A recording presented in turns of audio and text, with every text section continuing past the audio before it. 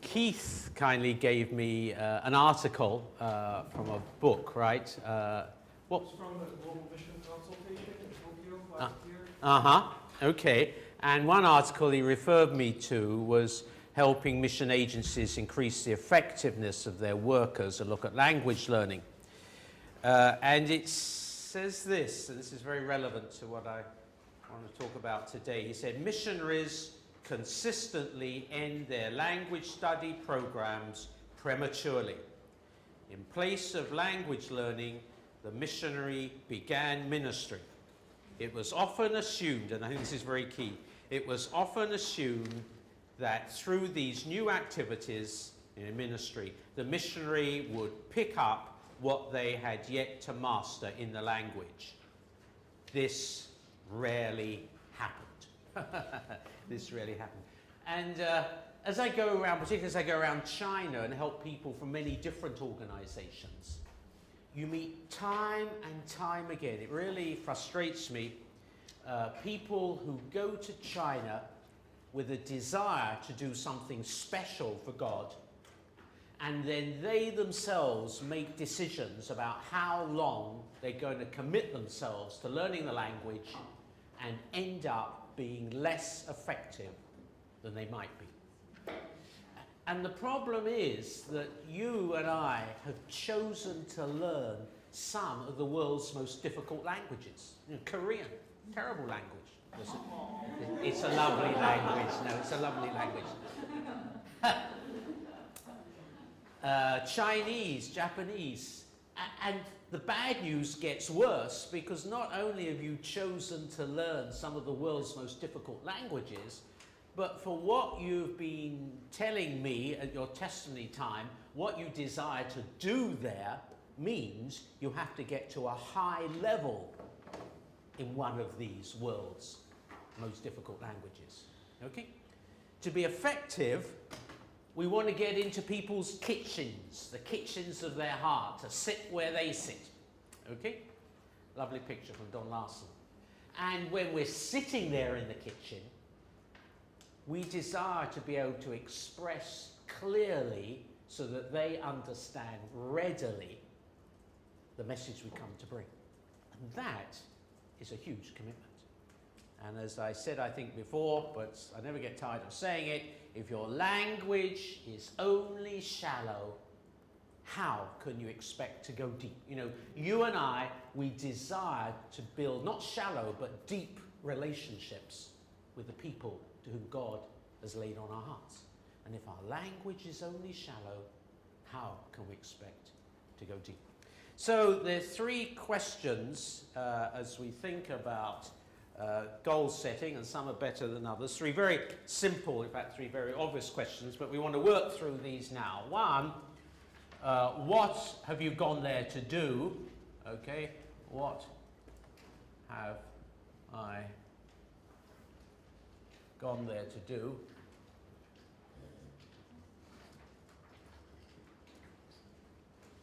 Secondly, therefore, what level in the language will I need to get to in order to be able to do what I've gone there to do? Okay. What level in the language will I need to be able to get to in order to do? And thirdly, therefore, how am I progressing? How am I progressing? How am I getting on? I found in Taiwan that as soon as I open my mouth in Chinese, people say, oh, you're really good. And 20 years later, they're saying the same thing. Okay?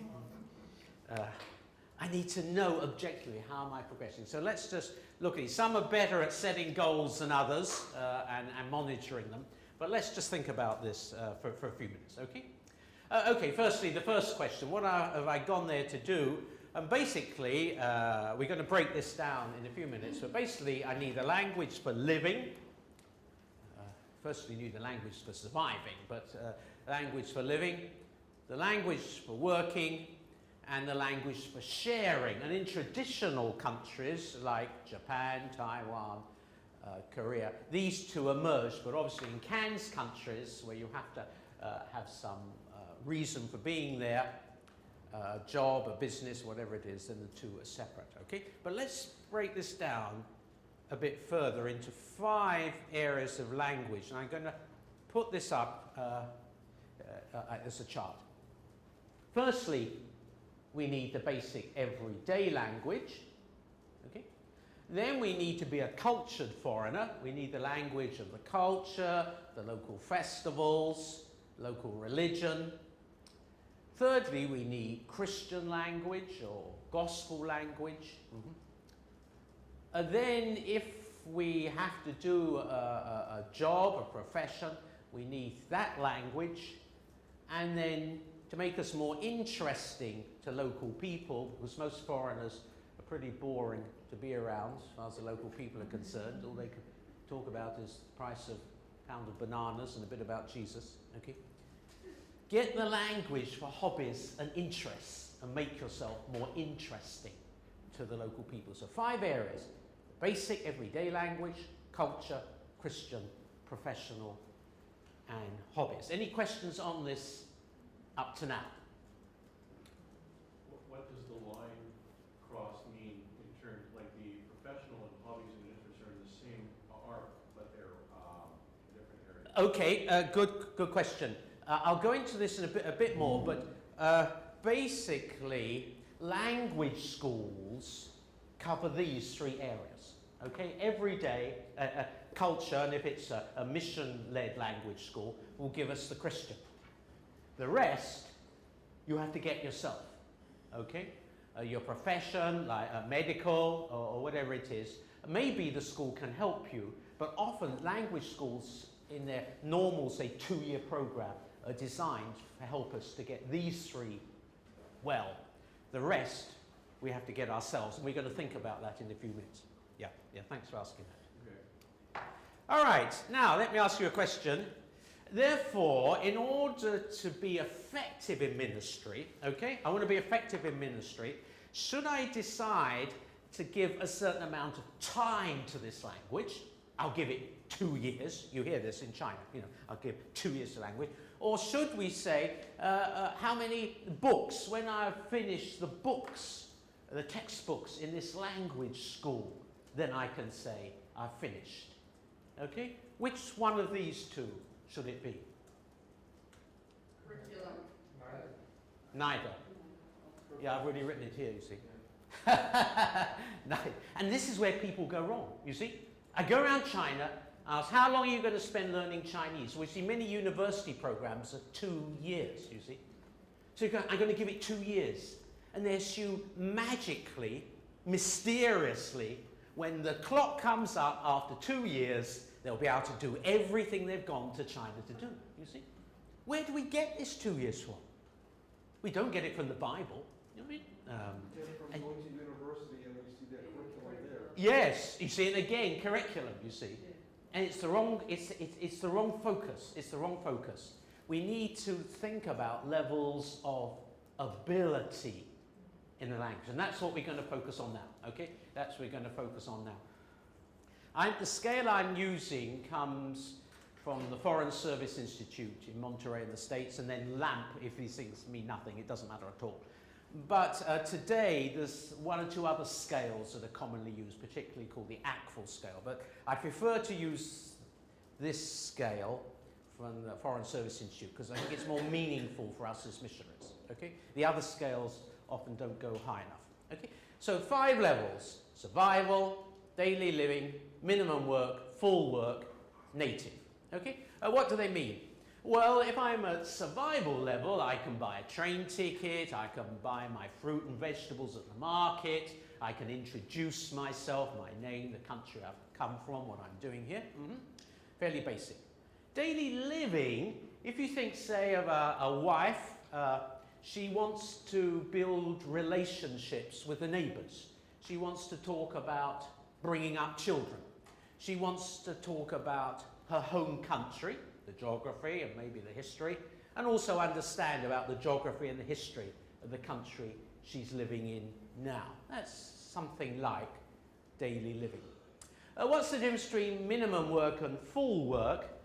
Well, supposing this was a Chinese business company, okay? You're all Chinese and I'm the foreigner, okay? If I'm at level 3, you would say, yeah, Martin's Chinese is pretty good, but I know I mustn't talk too fast, and I know there's certain words he won't understand, okay?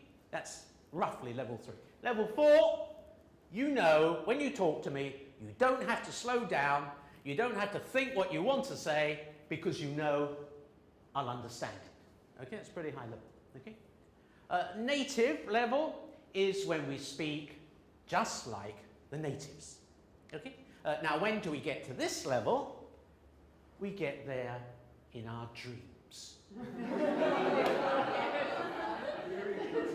But they're lovely dreams. They're lovely dreams. It's interesting, with Chinese, sometimes when one dreams, one's talk, if you're in your dream, if the other person's Chinese, you often talk to them in Chinese. And I've never sort of woken up and said, oh, I got the tone wrong, or something like that. All the tones are perfect. Lovely dreams. Okay, we get the other dreams. Okay. And therefore, we want to ask, well, all right, that's so far so good, these 5 levels. Let's try and break it down a bit more. And what this book LAMP did, and it's all on the website, is at each level, it looked at the tasks you ought to be able to handle well so that you can say them at that level. Level 1, I can start conversations, I can order a simple meal, I can go to the market to buy my vegetables and fruit, I can give directions to a taxi driver. When you can do those okay, you say, I'm level 1, and there are more tasks on here. Level 2, I can give detailed information about the weather, so important to the British, my family, my childhood. I can describe the organisation I belong to, I can hire household help, etc., etc. Level 3, I'm able to correctly understand information given to me over the telephone, which isn't often very easy. I can speak to a group of native speakers on my professional subject. I can describe the geography of both my home and my host countries. Level 4, oh, look at this, friends. I can understand humour and puns and can actively participate in fun and humorous situations. That's pretty clever. I can alter my speech style for a public lecture, a conversation with a professor, etc., etc. Okay? Level 5, I'm completely bilingual. And so what you can do is that you can go through these and check it off. We'll go into this in more detail later on, but this is just to give you an idea of what each level means. Okay?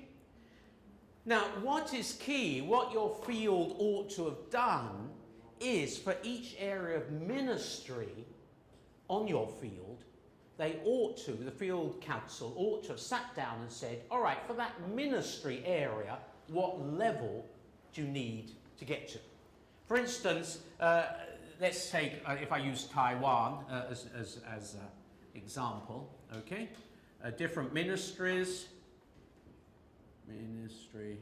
and what level in the language. So for instance, working class, where Marcus is heading for, roughly a minimum of a level 3. If you're doing campus ministry, university students, between a 3 and a 4, somewhere in the middle there. If you're doing theological education, a minimum, say, of a level 4. Okay? So that when you arrive on the field, you will have an idea of where you should be aiming for. Any questions on this up to now? Because this is very key. Yes? Going back to what we were talking about earlier, in terms of the investment of time, Mm-hmm. were you either explicitly or implicitly saying that to get to, let's say, level 3, that you need to invest 4 full years of nothing else but language study? A very good question, which permit me to ramble for a few minutes. You've obviously been looking at my notes, because that's what comes next, all right? Let's look at Chinese. Well, my wife does the assessing of people in Taiwan. I'm Mr. Nice Guy, you know, all cigarettes and candy. You know, I go around encouraging people. my wife tells them the truth, okay? And we kept statistics over quite a few years. And roughly, Miss Average, after 1 year full time, remind me of your question if I forget to answer it. Okay, after 1 year full time, gets to roughly a level 1. After 2, and the more able student will get somewhere between a 1 and a level 2. After 2 years full time, get to a level 2. The above average student somewhere between a level 2 and a level 3. After 4 years, minimum work, 8 years. Now your question is, what about full time? In traditional missionary countries, Japan, Korea, Taiwan, Philippines, Indonesia, where, as it were, we're in control, people can get missionary visas, we can decide. And in Taiwan, and I like it, people do 2 years full-time, followed by 2 years half-time, and that's the end of their first term of service, okay?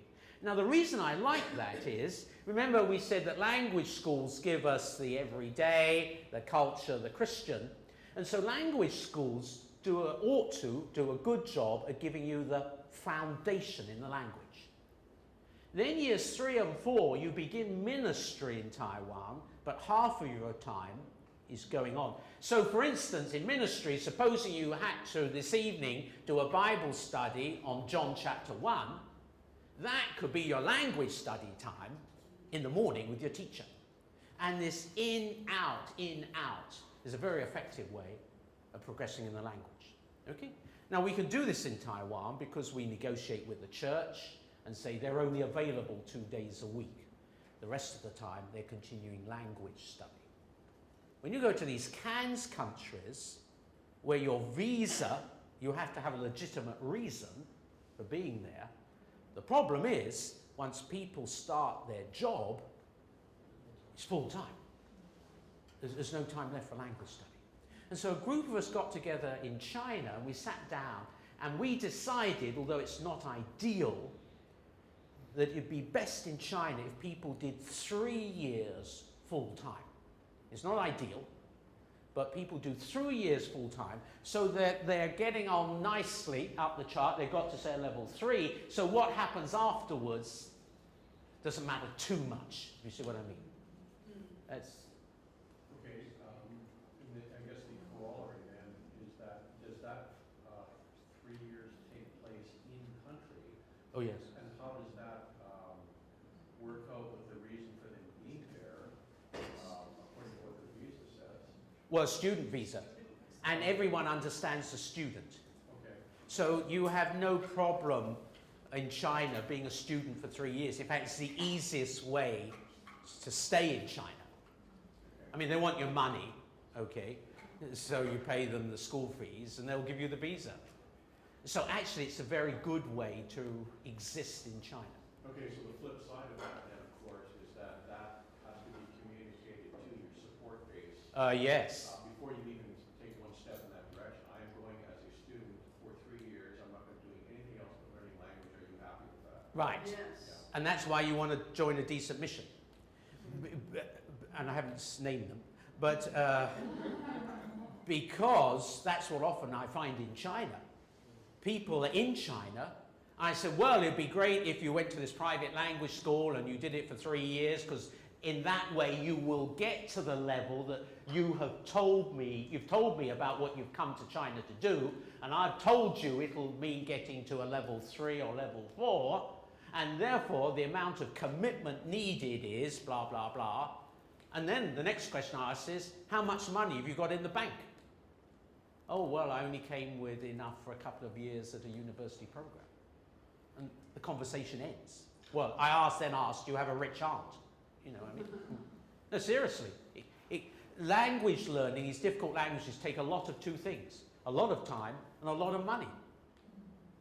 And if you don't have the money, you can't continue at language school, and therefore you can't get the student visa. So you start work, and exactly what this paper said, you assume you will pick it up, and you don't.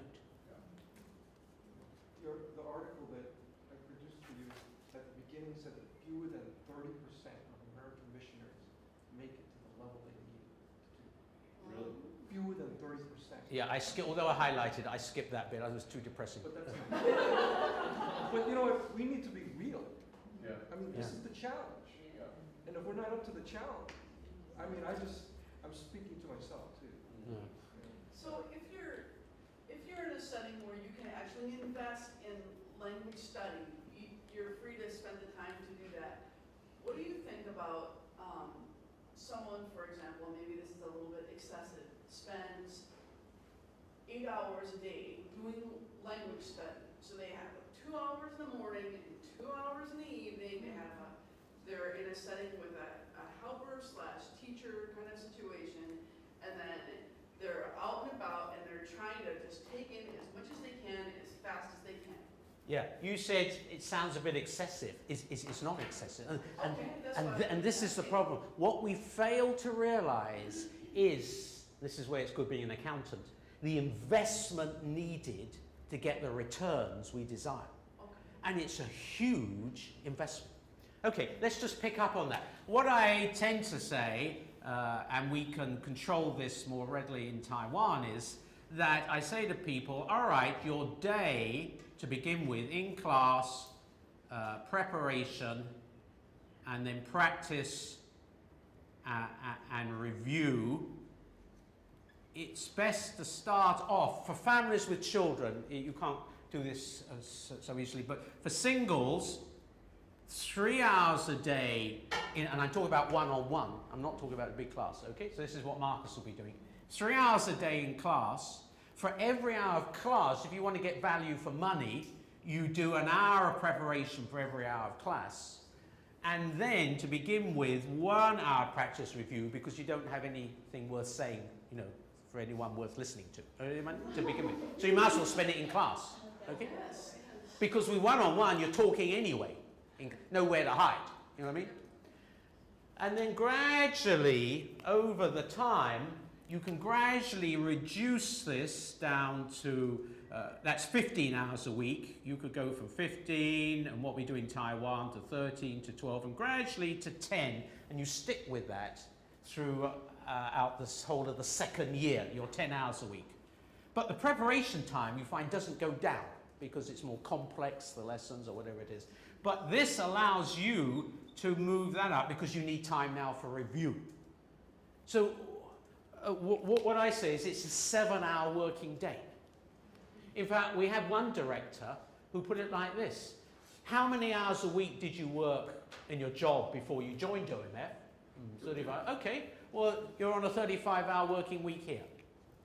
And for some people, that's helpful. You know what I mean? They can think of it in those terms. And anything less, and this is key, anything less than this, and this is what drives me crazy about China, anything less than this, and you won't make the progress, okay? Because you study too little, and so your language, your breadth, isn't growing as fast as it ought to be. Anything less, and well, I know we had one person, Joy Bailey, a lovely person from Australia, and she studied, I think, for 4 or 5 years at school. Well, okay, so that was her choice, and she got there. But as someone said, what about the supporters at home? They want to see returns for their money. Martin, best case scenario, Mm-hmm. yet being practical, Mm-hmm. after 2 years of language study, where is a person usually on that scale? Okay, they're somewhere, the average person would be here, and the above average person would be between what's called 2 and a 3, between these two. What's interesting is an interesting word, but what's interesting is, if we go back to that, actually let's just go back to this slide here. In Taiwan, you don't, and in China, you don't start the Christian language until halfway during the second year. Okay, so the real problem is, because when you go on to, in fact, I might as well put this slide up. The problem is, therefore, that because Christian language is in a category all of its own, both unusual words, when we go to the market we don't talk about whales or sycamore trees, let alone, you know, other things. Secondly, it's often rather literary, formal. What you find is with people who just quit us after 2 years, the very thing they've gone to China to do, to share what's on their hearts, they're unable to do it. They're unable to do it. Yeah. It's just a comment that the difference apparently between good musicians and great musicians, or anybody with a skill, is Yeah. practice. Yes. It's the only difference. Yes. And it takes 10,000 hours of practice. Oh, okay. Is that all? Okay. Just write that down. 10,000. We need about 7,000 words, roughly, as I've thought about it. We need 7,000 or that's quite a lot. And in a tonal language, you have to double that because you have to remember the tone on the word. Is that good news or bad news? All right, let's move on because the question could be, well, how long will it take? All right, going back to this slide. But there are other factors involved. Am I an able language learner? Is the language being spoken around me?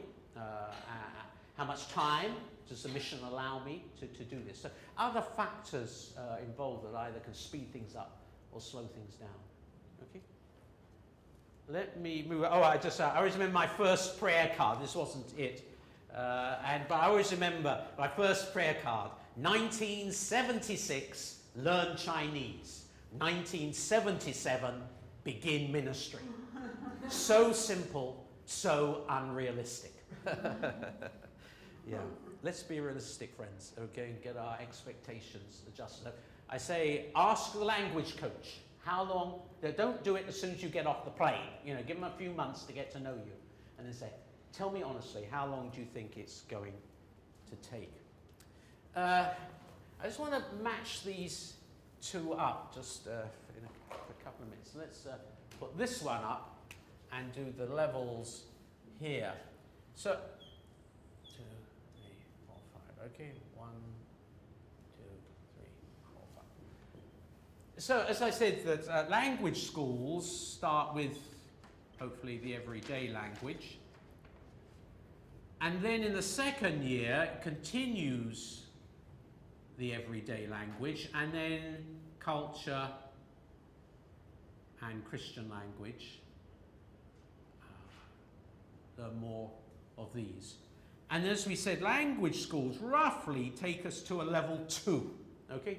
Roughly 2 in 2 years. So language schools do this. And then afterwards, it's for us to go and get the language for our job and our hobbies. Okay? Okay? So far, so good? What's the next slide? Got any hobbies? Let's try and help each other. Let's try and help each other. Think of a hobby you enjoy, some interest, some hobby you enjoy doing, and we're going to help you get that language where you're going to get it. Okay? All right. Anyone, throw out a hobby. What do you like doing? Bicycle.